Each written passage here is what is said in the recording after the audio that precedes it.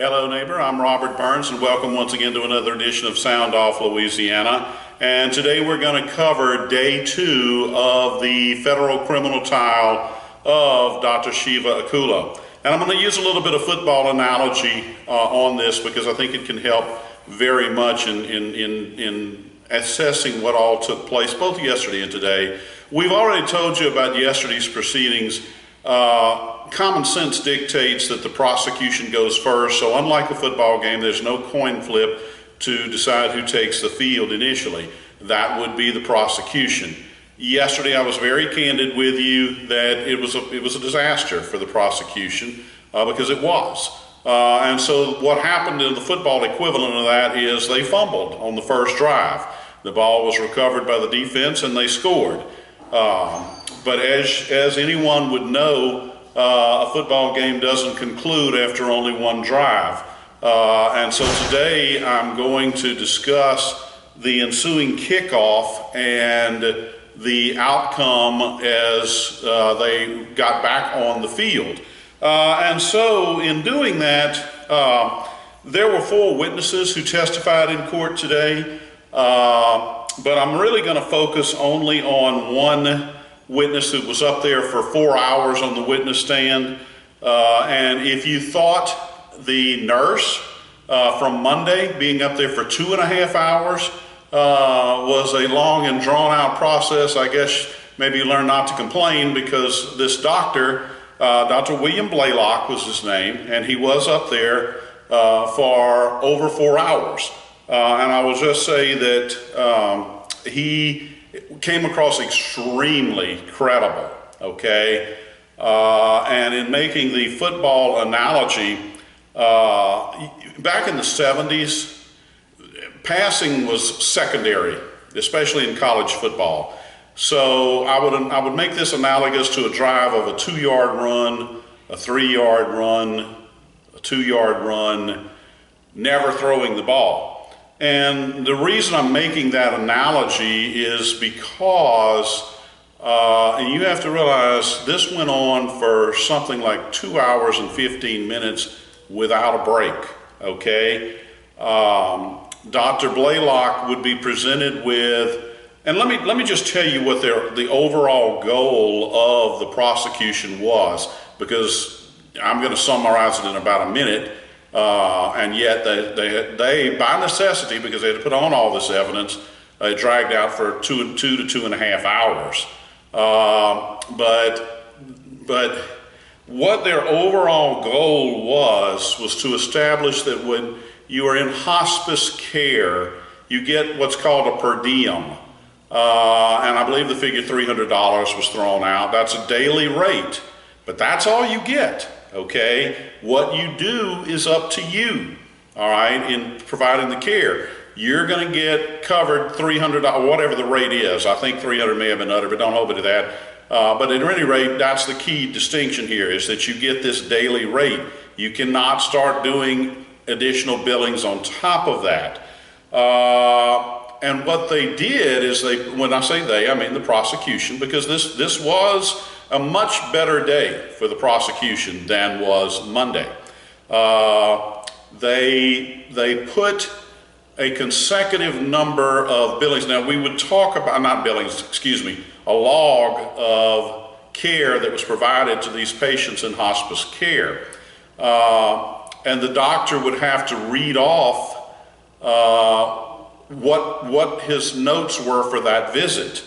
And then thereafter, invariably, and I'm going to call him Raj because that's the name they seemed to have adopted.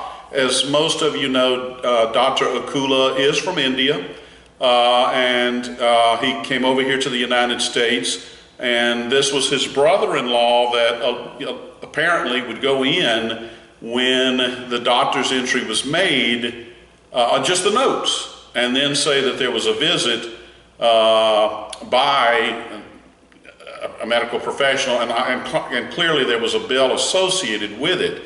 And so you have to envision one after another, after another, after another, after another, after another of these. And when you talk about one right after the other, you have to realize what has to happen is the court, that they have to pull it up on the Elmo, be directed to where to go, which line. The doctor has to read it in. Very frequently, there would be acronyms. For example, there was an NAD, and of course, that has to be explained to the jury. That's short for no acute distress.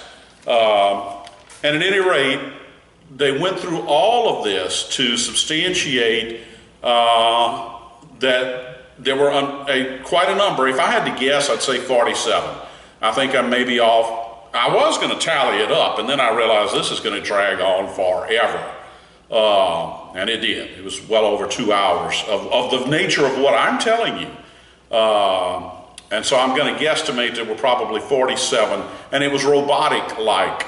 The attorney got it down to a science, so much so that even Dr. Blaylock at one point, he said, okay, now this would be your signature. Yes. Well, then you check down, there's no signature at all. That was just one little slip, and they had to say, well, apparently you forgot to press the signature button. But that is what they are trying to, and they did it effectively. They're demonstrating that there were these individual bills created for a visit from the doctor while this patient was in hospice, and you can't do that per Medicare reimbursement. You get the per diem rate, and that's it. Now, the gentleman that was in charge of all of the billing was Dr. Akula's brother-in-law, and they would refer to him as Raj, because I believe pronunciation would be problematic. Certainly would be for me too. And so Dr. Blaylock said that, well, after he said to say that it's his understanding that there should be no separate charge for his visit for that day. He then, well, going in order, they talked about the fact, have you ever had an encounter with Kelly Anderson? Now, let me tell you what's going on there. The prosecutors know that they are going to have some very problematic future witnesses, namely Kelly Anderson and I believe Sue May. And so they're kind of, in my opinion, and I think I have good foundation for this, they're laying down the groundwork for the jury to know that we don't want them to have such shock value when they're called in here to testify. And so both Dr. Blaylock, as well as a nurse practitioner, Miss George, we'll get to her in a moment, they were asked, okay, can you give us the good side and the bad side of Sue May? Now, in my notes, Dr. Blaylock said, well, she was very sweet. She clearly cared for the patients. And they said, okay, let's transition to the bad side. And he said, well, her management style was pretty lackadaisical, and her mobility was limited, so she would wind up pretty much staying behind the counter, and that's all you would see of her. And that's pretty much the extent of what he had to say about Sue May. Now, bear in mind, that's going to be a future witness. That's an employee of hospice, or was an employee of Cannon Hospice, and it's going to be a future witness the prosecution is going to call. Now, let's move on to Kelly Anderson, because as I've told you before, she is going to be one more. I mean, everybody wants to see Kelly Anderson. So he said, what about, did you have any encounters with Kelly Anderson? And he said, well, yeah, she just showed up. Now, she used to run the North Shore office of Cannon Hospice, okay? Dr. Blaylock worked out of the New Orleans office on I believe it was either Causeway, Clearview, whatever the case. And so he said, well, she just showed up, and he described her as having a strong personality, very authoritative. This is as they transitioned over to the bad side, okay? Strong personality, very authoritative. She was quite brass at first, he said, but I could see that she had the hospice's best interest at heart. And so all of these transactions that they had, Dr. Blaylock evidencing, and I want to also emphasize, in addition to the business of, okay, could you do these individual, was it appropriate to have these individual billings in light of the fact that these people were on hospice? And of course he said, my understanding is no. He made it clear that he had no role whatsoever in the actual billing. That was Raj, that was his department, and Raj being the brother-in-law of Dr. Akula, who, remember, the prosecution has told you is over in India, and they seem to express frustration that we can't have him here. Now, as I said, the defense has said they could have had him, they could have gotten testimony from him through deposition in 2018, 2019, 2020, 2021, 2022, and even in 2023. But at any rate,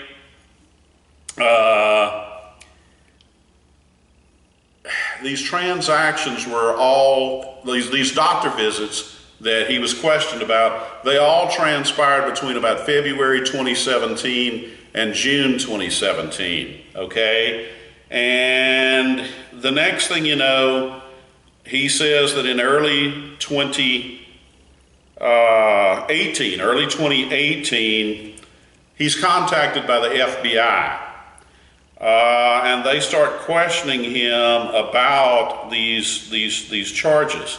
I don't think I quite finished my, In addition to these individual charges, the prosecution also was showing patient after patient after patient after patient after patient that they were putting up and saying, okay, these are your notes. Would you consider this patient to be stable or in crisis, going into crisis mode? And he would say stable, stable, stable, stable. Yet these were being assessed, encoded by Raj, the brother-in-law of Dr. Akula, as being in crisis state. Obviously, there must be a higher rate, common sense, for dictating, for caring for someone who is in crisis state versus in stable state. So back to where I was, the FBI contacts him in early 2018, and they have some questions about what may be going on here. Well, I think that would unnerve just about anybody, especially when his sole goal is just to provide care for patients. And he did testify that, well, once the FBI started questioning me about this, look, I couldn't have my name, my good name, associated with all of this, so I felt compelled that I had to leave. And so he departed from Cannon Hospice. Dr. Blaylock had incredible credibility, okay? Clearly there was no animus toward Dr. Akula, but he felt like, look, I've got to go. I mean, you got the FBI comes calling on you, asking questions about these doctor visits, and like I said, I think that would unnerve anybody. Now, they did say when the FBI called, did you approach Dr. Akula and indicate this was going on? And he said, well, yes. And he said, he told me to get with Raj. And he said, that's the first time I ever saw Raj, didn't know who Raj was, but I went to Raj. He said, well, first of all, there was a language barrier that made it difficult for the two of them to communicate with one another. But he stressed that they said, oh, don't worry about it. Everything's being taken care of. Everything's being fixed. But that was not sufficient to assuage his concerns about his name being associated with this. And so, like I said, he decided to to go ahead and part ways with Cannon Hospice. So I think it would be unnerving anytime the FBI comes in and starts asking questions, and I don't think anybody can fault him for parting ways with Dr. Akula. There was a little bit more to the testimony, but I don't want to make this an overly lengthy video, and you've gotten the gist. Now, bear in mind, this Dr. Blaylock was up on this witness stand for 4.5 hours. Well, back out sometime for lunch, approaching 4 hours. And it was extremely minutia of detail about the care that was being provided. I've pretty much given you the overview. So I want to move on to the next witness. We're not going to spend long on her. She was a nurse practitioner, Miss George. Now she took the witness stand at 2:30. The judge had already promised the jury that he was going to release the day's proceeding at 3 o'clock so that kids could go out and enjoy, as I'm told it's now called, trunk or treat. You have to realize I never married, don't have kids, so all this new phraseology is new on me. But at any rate, so it's at 2:30, and so the prosecuting attorney says, Your Honor, I will be complete with this witness today, knowing that that's only 30 minutes away. Well, I think the judge thought, are you serious? He said, no, Your Honor, I'm not joking. We will be done with her today. And he said, this judge has somewhat of a dry sense of humor. He doesn't laugh as he says these things. And so he said, well, if we're going to be done that fast, do we even need to bother with swearing her in? And it was a joke. He said, call your witness. So this was nurse practitioner Miss George. Now she happens to be a black female, okay? And unlike Dr. Blaylock, it was pretty clear she holds some animus toward Dr. Akula. And basically she was asked the same type questions. Okay, give us some good side and some bad side about Sue May. And, you know, she emphasized that some of the good traits of Miss May, but she said that, she said she was very good with patients, things of this nature. They said, okay, let's transition to the bad side. And she said, well, she would not stand up to Dr. Akula. She would do whatever Dr. Akula said to do. And so they said, and we take that you would not necessarily be inclined to do the same. She said, that is correct. He and I had words, and the prosecuting attorney stopped her right there and said, now, whoa, whoa, whoa, you're going to have to unpack that. Don't just leave it at we had words. Tell us what kind of words you're talking about. And she said, well, he was attempting to place patients on hospice that I did not believe qualified. When I tell you the prosecution scored some points, they scored some points. And I told you yesterday that I would come on and tell you about points they scored. That's a critical point, okay? But then in talking about this woman, Sue May, now this was not even solicited, okay? This line of questioning was not even solicited. But she said, I didn't appreciate it when he would refer to Dr. Akula as, quote, the little brown man, unquote. Well, I'm going to tell you something. In the end, it's been my experience that juries tend to render their verdict based on emotion much more so than they may this minutia of, okay, code 9926, and it was billed 47 times and yada yada. Those words, which were not even solicited, okay, about Sue May, who is a witness that will be called either tomorrow or Thursday, and the quotation of referring to Dr. Akula as, quote, the little brown man, unquote, which clearly did not set well with Miss George, okay? Bear in mind, that's a black female, okay? And clearly that didn't set well with her, even though she had her issues with Dr. Akula. Well, the jury's half black, okay? So I kind of think that those words didn't resonate real well with him either. But here's the real kicker, okay? Sue May is not the one who has been assessed as referring to Dr. Akula as, quote, the little brown man, unquote. That's supposed to be Kelly Anderson's trademark phrase, okay? So I'm very much anxious to see Kelly Anderson on that witness stand. I'm going to also let everyone know that I don't know to what degree the jury may be able to hear some of this, but when we did the prior feature, Dr. Akula stressed that he was the victim of payroll fraud, okay? And he asked, it was an approximate figure of $400,000 that his employees had stolen from him through a very elaborate payroll scheme. Well, I can now tell you there have been 4 arrests made in that payroll scheme. Now, I do not believe the jury is going to be allowed to hear that because they have not been convicted, and right now the district attorney, from what I'm told, has said, well, right now it's a soft charge. I didn't even know there's such a thing as a soft charge versus a hard charge.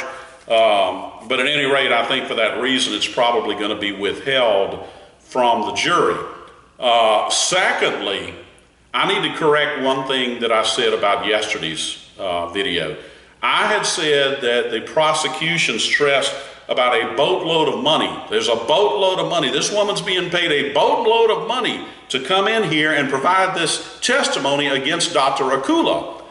And I thought that that was Shauna Hull, who is the nurse from Oklahoma, okay? And I wondered, okay, how's she getting a boatload of money? Well, I was wrong. And if in that video, and I think I did, I referenced it as being her that would get the boatload of money. If I did, I was wrong. The one that is in line to get a, quote, boatload of money, unquote, is none other than Kelly Anderson, okay? And I mentioned in that video yesterday that she filed what is called a QTAM lawsuit, okay? And we're going to give you a real quick explanation of what a QTAM lawsuit is, and we're going to give you a link so you can learn about it, okay? When you file a QTAM lawsuit, first of all, it's filed under seal, which means the public's not going to be aware this thing exists, and you know, it's just there for those people who are in on the filing, which in this case is her. You are filing it as an individual, and it's filed under seal, but you are filing it on behalf of the government, okay? It's a suit that has you as the plaintiff, but you're suing on behalf of the government, all right?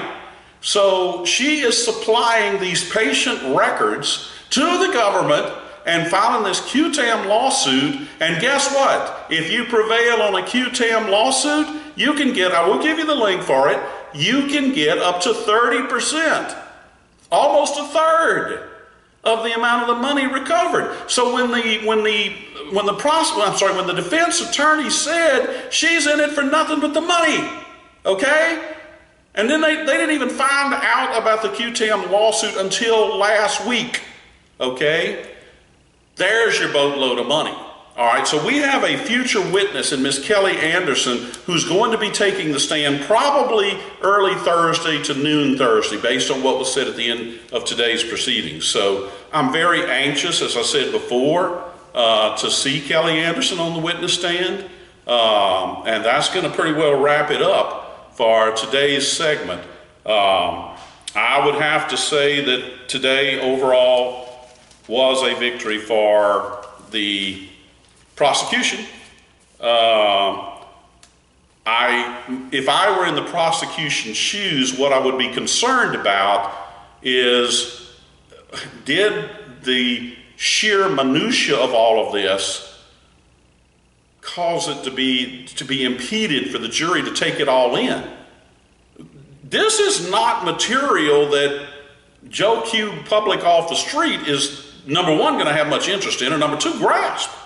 And I think my assessment of that is no. Yes, it did impede their ability to take it all in. They're going to have to try to simplify that and put it in very simple terms in closing arguments, okay? The prosecution put together a long, sustained drive, football analogy again, that was comprised of 2-yard runs and 3-yard runs.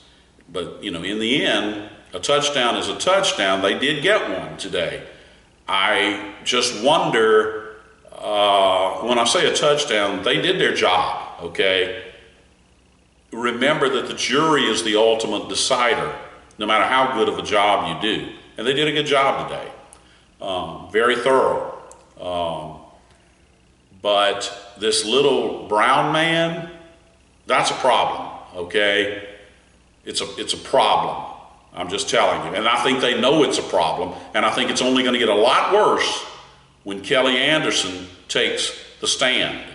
And I think the totality of the financial interest that Kelly Anderson has in all of this, and even though the jury can't know about, well, I seriously doubt they're going to be allowed to know about the payroll fraud. And I'm not saying Kelly Anderson, from what I understand, is not one of the 4 who was arrested, okay? I understand, I wrote down a notation that Sue May did plead guilty to something. We'll have to see, and I assume that may be admissible. If it is, look, they have credibility problems. Let's just cut to the chase. And the prosecution knows it, okay? And that's why they're trying to soften the blow with the jury in advance. Go ahead and give us the good side and the bad side. The very fact that you're saying that about a future witness, a future key witness that you'll be calling, is problematic. But I am giving you, when I give you a daily assessment, it'll be just that day. I'm also letting you know future problems that I see, but today was a win for the prosecution, at least on paper. I don't know in the minds of the jury. There are some things that I would be concerned about if I was on the prosecution team, namely the fact that you had to go into this unbelievable minutia, and did it stick with the jury? Were they attentive enough? My answer is no. I really don't. I'm just being honest. I don't think it's there. But more damning is this unsolicited that Dr. Akula was known as, quote, the little brown man. So that's the take from today in court. Sorry I was a little long. There are going to be 3 more doctors lined up for tomorrow morning. So I'm going to delegate, if you will, to Belinda Parker Brown to cover the morning session for me, because I will be honest, I am running on fumes right now. I will be there to cover the last half of the day tomorrow. And I really want to find out approximately when Kelly Anderson will be testifying, because I'm going to be blunt about it. I don't care if it's at 5 a.m. in the morning. I plan to be there. And I think she will be the biggest fireworks of this trial. So this is Robert Burns wrapping it up. Sorry it was a little bit long, but hopefully you found it worth hanging around for. We'll see you again as we cover day 3 of the criminal trial of Dr. Shiva Akula. Thank you so much.